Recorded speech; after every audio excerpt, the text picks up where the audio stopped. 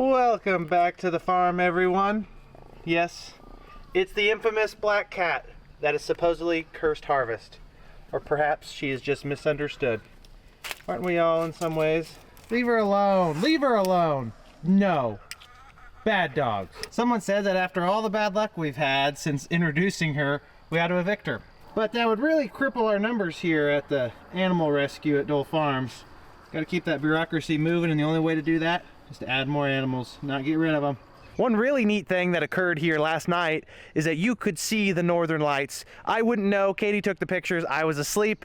Supposedly they looked beautiful, and unfortunately I missed them. Here's some pictures though. We are also done with soybean harvest other than one small patch we had to leave, probably waiting on a frost to mature those the rest of the way.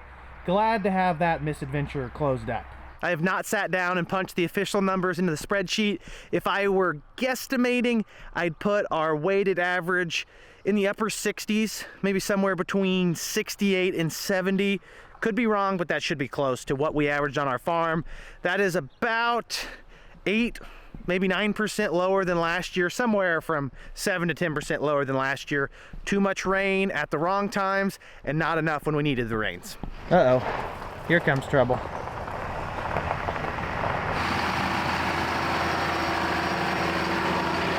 For those of you who know him, and some of us also love him, trouble is an understatement when it comes to my dad. We're getting the portable grain leg in position because it's time to pick some corn today, unless we break something, which is definitely possible with how things have been going this fall. Our beans may be harvested, our yields were a little underwhelming, our hairlines also could be receding depending on whether or not you ask my wife, but spirits are, they're okay. They're not high, they're spirits, they're moderate to okay. That's how I'd rate them. All is quiet, all is still. Corn harvest begins. The third semi-truck is in town this morning getting the back window patched because Nate cracked it on accident. I think a rock just got thrown up from one of the rear tires, perfectly hit it, and then it shattered when he got home, and we had to clean that mess up yesterday. Should be at least patched today. I don't know if they'll have a new window in it to be operational. There's a lot of airflow in these trucks when you take a window out, especially when you're in the dust. It's a lot to take in. I'm excited to dive in some more corn today, especially because we're going to be partnering with Pioneer to help talk about their newest generation of phenomenal corn genetics and their Power Core Enlist trait package. We planted some stuff in the spring, 1742 PCE, that is 117-day Power Core Enlist corn. That was our first planted corn in April, and here in October, we're going to go pick it today. If you squint hard enough, you can see the combine over there. We moved it there last night. And then that darker colored corn over that way is the 1742 PCE. We've also got some 14830 chrome here that I'd love to get harvested and see how it yields. That won't be today. It'd be a miracle to get the 1742 out without breaking something or just something going wrong. In the early stages of planting season, I had 300 bushel expectations, as I do every year. With the inclement weather, poorly timed rains, lowered my expectations. We cut a lot of 60 to 70 bushel soybeans around here. If that field of corn makes 220, I think that's going to be pretty good for this year. Got to move one more truck, and then we're going to set the auger to the south 36-foot bend, then we'll have to drag the drive over pit so the trucks can just pull over and dump, not have to swing the auger, swing away back and forth.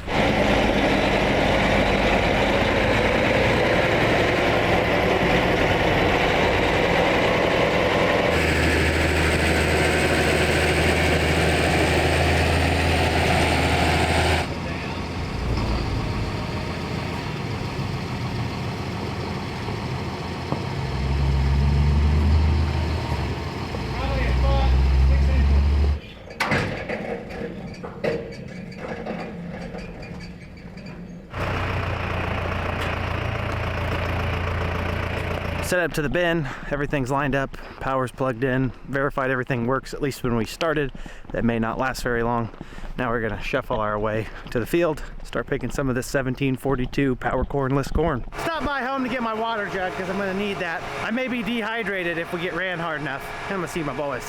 I go to the trampoline park. Oh, you going to a trampoline park today? Yeah, let me get to the trampoline park. We're gonna pick some corn. What do you think about that? Yeah, I'm gonna come with you.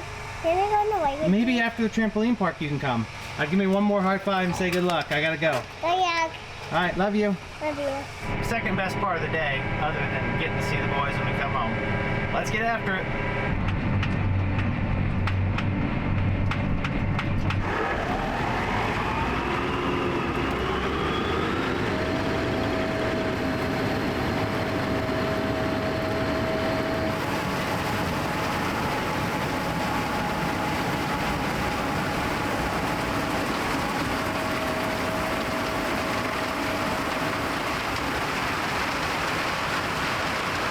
I might as well get limbered up. I think we're gonna get a workout today.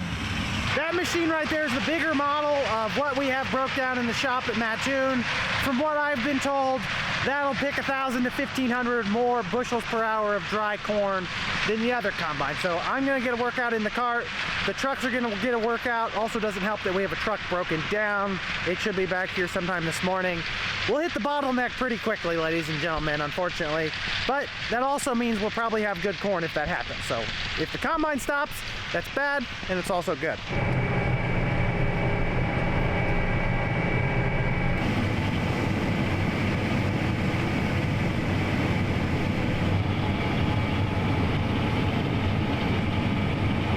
This combine holds a lot of corn, and it dumps a lot of corn in a very short amount of time.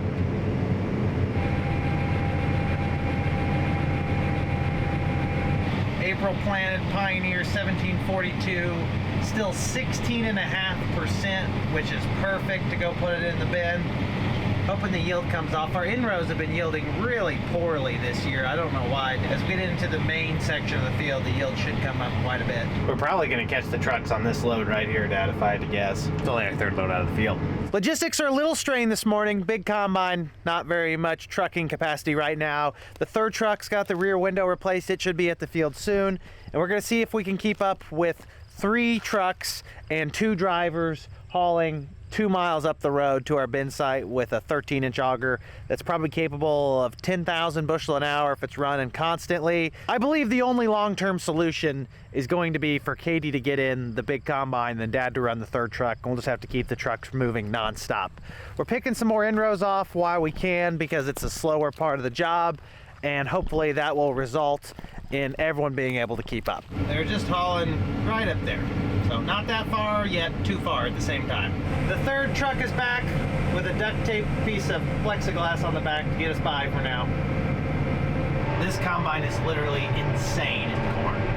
I've never seen something that can peel off an acre as fast as it does. That corn piles up in that hopper so quick, I hardly even have time to dump before he needs to dump again. We are picking and unloading on the go at the same time at 6 miles an hour right now. Oh yeah, the yield has come way up once we got off the end, and I believe this combine's 5 to 15% low. I could be wrong on that. I'll tell you at the end because I'm weighing everything through LibreCard on the scales. We're picking probably 230, 240 bushel corn. Dad just took off to run an errand. Katie's taking over the big machine. Took about a 5-minute break there, so maybe the trucks will catch up a little bit. I don't even think we're pushing this combine as hard as it could actually run. We couldn't keep the corn away if we wanted to.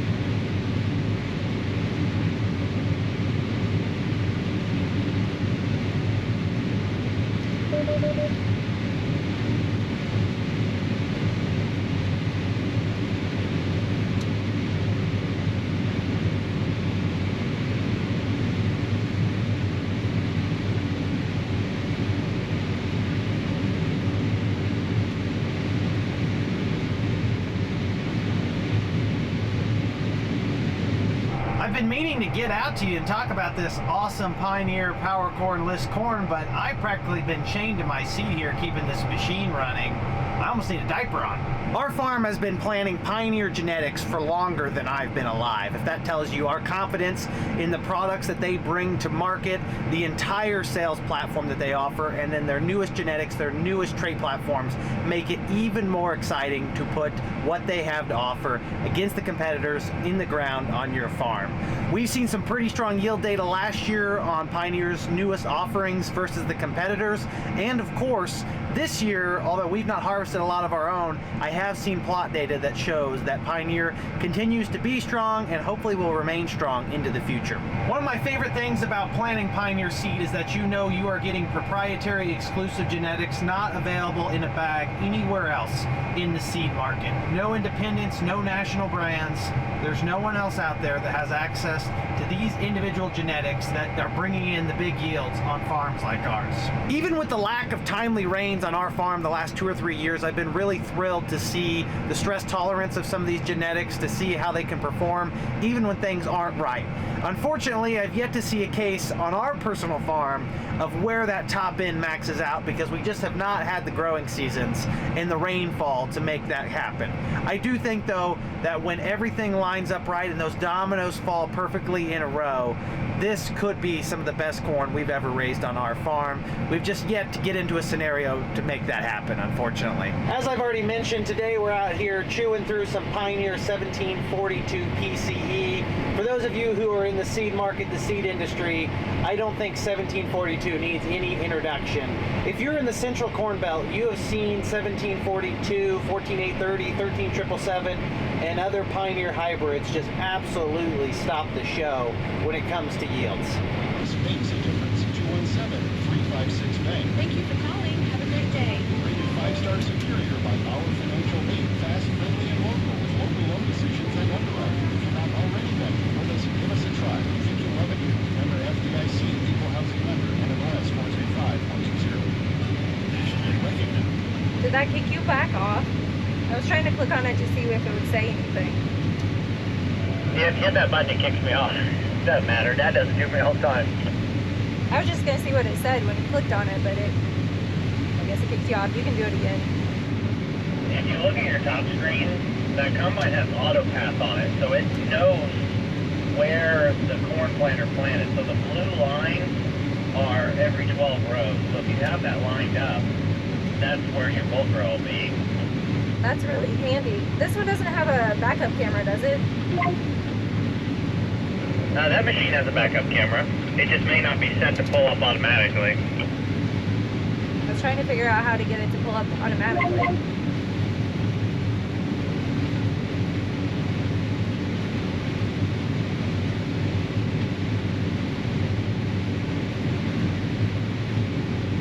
I'm really impressed with the plant health we're seeing in this corn planted April 16th, running 15 to 16% moisture right now. There's hardly any corn down at all. The tops are still in it. There are a few runts out there in the stand, which I believe have something to do with our heavy winter annual pressure. That's not a hybrid problem, that's a farmer problem. That's our own doing, something we've got to explore in 2025, how to circumvent.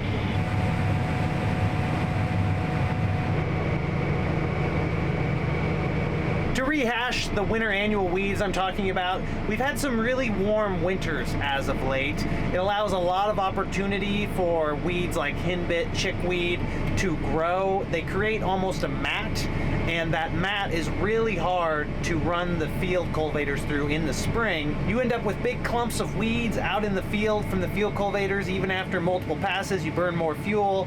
The planter row units are hopping out of the ground as they try to cut through it, hurting your seed contact in the soil. Your units are kind of all over the place, especially if you're trying to plant fast.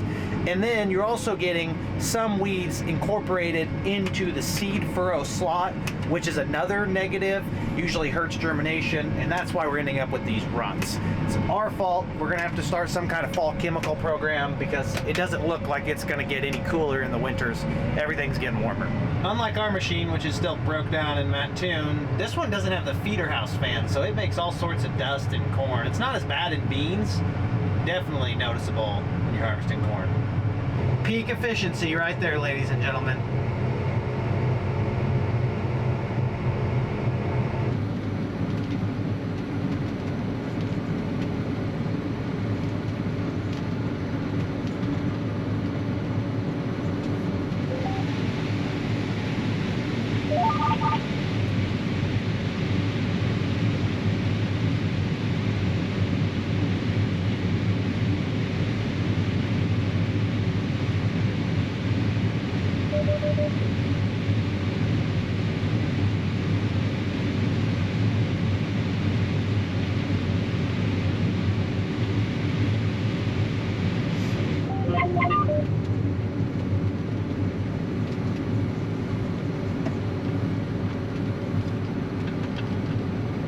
Tell me what happened to Subway. They used to be a great franchise, and now their food quality is pretty low, and the price of the food is unnecessarily expensive. You can blame inflation, you can blame worker problems, I don't know. That's a pretty underwhelming 6-inch sandwich for probably $9. He's back, and he's gone crazy. Or he may have already been crazy. I think he's gonna blow off the feeder house.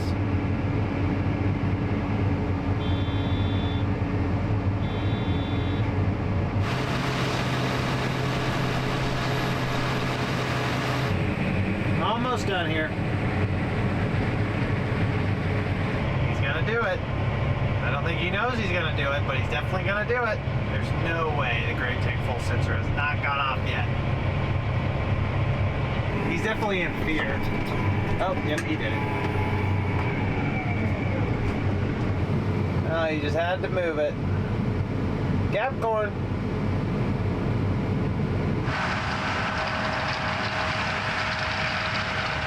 On what I would call the river bottom section of the field we've been working on today, we've noticed some type of animal feeding along the river or creek, whatever you want to call it. I've got a buddy who swears to me that it's not deer inflicting the damage, it's beavers. He said the reason he thinks it's beavers is because you've got this patch of damage right here, and then you come here right next to the river, and there's what he called a slide, and he said the beavers make a slide that go down. It's like double the fun. They have all the fun eating your corn, and then they slide off into the water to go home.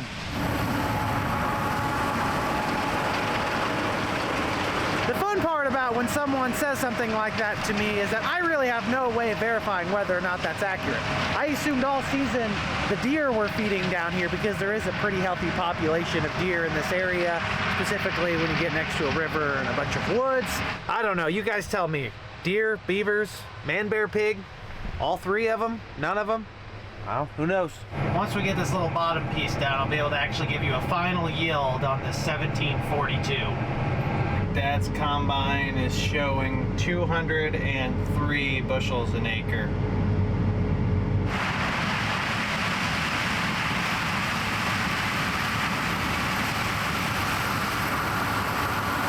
It's actually kind of hot outside. I've been in the grain cart so long, I didn't realize that it had gotten up into the low 80s. I think this is our last warm run of this section of the year, even though I just said the winter is going to be warm, so anything's possible. The tracks on the grain cart are big when you look at them from the side. I think when you look at them from up top, though, it gives you a whole other perspective on how much surface area they disperse the weight onto. They look massive from up here.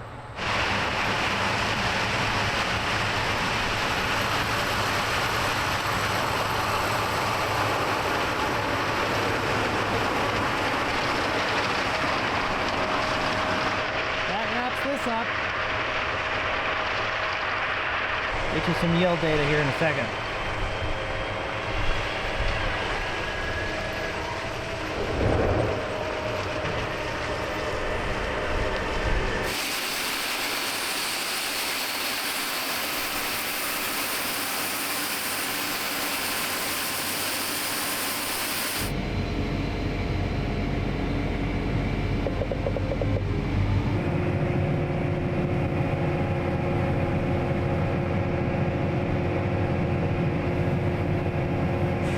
Moving half mile to the west.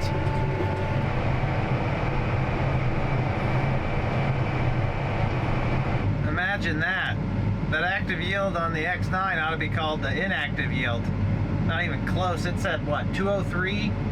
This is 231 wet bushels weighed off on that field. Shrink it, let's say a percent and a half, depending on how you view it, 16% moisture, maybe 228 bushel an acre corn. That is slightly better than I was expecting this morning, given its relative comparison to our soybean crop in the area. Cut a lot of 60 to 70, let's say, bushel soybeans, and there's a 228 bushel cornfield. This isn't high quality dirt. It's better than what a lot of people have. It's just not gonna be the top dollar grabber at the market. Some of these farms require timely rainfalls. If they have that, they can grow 280 bushel corn. I think a record on that farm is like 260 to 270 dry. We just didn't have a year conducive to those types of yields, unfortunately. It's always fun when you're out there harvesting the biggest crop possible. I just haven't seen a gigantic crop anywhere on our farm this year. The hard part now is trying to find a simple answer for a very complicated issue. What could we have done wrong, and what was out of our hands to help kind of dictate how we move forward and how we improve our operation. Here's the yield map for that farm. We've got a lot going on here. The things that stand out to me the quickest are the tree lines here. There's a tree line on both sides, and this one wraps all the way around. Virtually half the yield, if not less than half the yield in those areas. That does indicate that there was a lot of drought stress, could have been animal feeding. Out in the open area through here, we've got good yields. If that combine's showing 240 plus bushel an acre, that means it's 260 to 270 bushel corn. We just had water damage in this corner for sure, water damage here. If anything, we should be thrilled that we raised 200 and almost 30 bushel corn out here, given what this crop has been through this year. One other observation I made on this farm is that the end rows were particularly underwhelming in terms of yield, specifically where it was next to a shorter crop like soybeans. If you see here in the middle where there's a lane and this neighbor here has corn all around, there's no yield penalty at all. But when you get next to a soybean crop all the way along here, and along here, I think we're seeing what is referred to as the edge effect. So on a really dry growing season, there is a phenomenon that occurs where the outside rows are more subject to evaporation. That is because the wind can penetrate them further when there's not an exterior barrier protecting them. These inside rows are all protected from the wind because of all the neighboring corn plants. When you get to the outside though, if it's a soybean field next to it, that wind can really infiltrate. And I believe, and I could be completely wrong, this is just kind of speculation, that shows the pressure from the dry weather this year. Then you go into the low spot where there's literally a tile inlet and you also see damage. So we got it from both sides. Too dry and too wet. At the wrong time. We're chewing through the next field. That's where he's seen it before, isn't it? Yeah, maybe. I got a buddy that hunts in the bottom where I was out there showing you the beavers, and probably 30 minutes after we left that farm on his wireless trail cam, he got a picture of a bobcat. So there is in fact a bobcat roaming the bottoms out there. Katie, unless we see a truck coming down the road, I'd plan on just dumping on your way back to the north and then shutting that off for a little bit. We've got a little bit of a temporary hiatus while they move the auger to the next bin, and the trucks will catch up shortly. I'm standing here doing nothing. Katie's cleaning the windows and the mirrors on the combine because she says she literally can't see anything. But there's a few more things I wanted to hit on this power cornless corn before I send you off for the day. Firstly, one of the major advantages for us using Pioneer's Double Pro trait package versus the competitors is that this gains you 3 modes of action against a lot of those pesky above ground insects. That would be European and southwestern corn borer as well as fall armyworm. The extra mode of action in there is nice, but what we really like is the added protection against black cutworm. That's something that we deal with occasionally. It's really a pain in the spring to scout. Knowing that you've placed a high quality seed in the ground with a trait package that will deter pests like black cutworm really just makes our lives so much easier in the spring. You know that although you may lose a plant or two here and there, it's impossible not to lose some. You don't have to worry about coming out and spraying an insecticide, adding another application pass, and just complicating your management in an already hectic season. I'm out here rambling. Katie's cleaning off the combine, and then here comes an empty semi. So we may be able to pick a little bit more corn. We're not going to run that hard. No rain in the forecast.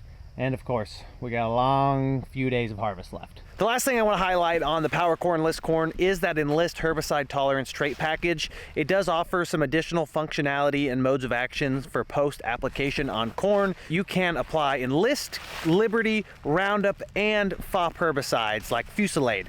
That's an interesting choice in there because it allows you to control Roundup resistant grass post emergence if you struggle with that. I've not made use of any of those products post. I'm not going to pretend to have. However, if you're dealing with herbicide resistant weeds in your post applying in your fields, having all those tools in the toolbox to possibly tank mix would be extremely handy to help fight back against those weeds.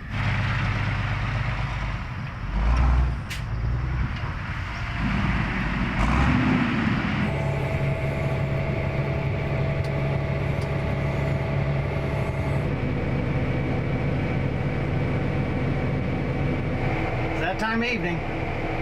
I think there's a combine out there, but I can't really tell. I don't think the camera does this justice. There must not be any wind or something because it's a complete dust storm.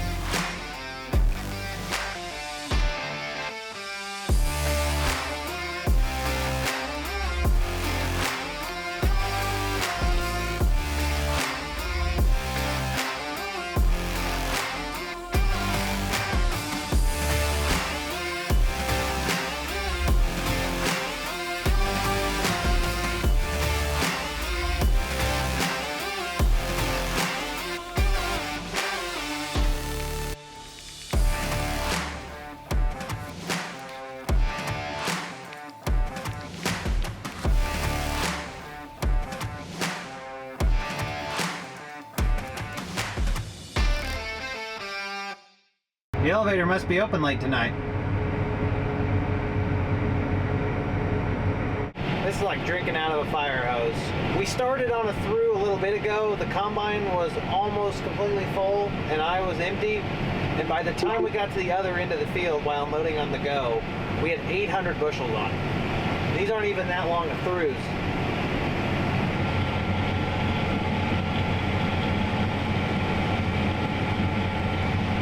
Now would be as good of a time as any to tell you if you're interested in exploring Pioneer's lineup for 2025 in your area, follow the link on the video in the description or in the comments to see what they have that might fit your operation. I know some of you already plant Pioneer, and if you're not, I would definitely consider looking into their lineup. I genuinely think their genetics on the corn side have taken a leap in the last few years, and I think they're starting to put a little gap between them and their biggest competitors. Do yourself a favor, do me a favor, go check out what they have to offer. I don't think you'll be disappointed. Finally finished this one up. Time to go home and see the family. I've been waiting on that for like 12 hours now. Dad's blowing his combine off. They accrue a lot of chaff and debris when you harvest during the day, especially in dry corn. That last field finished at like 15%. It was a 1.5 or 1.25 drier than the first one.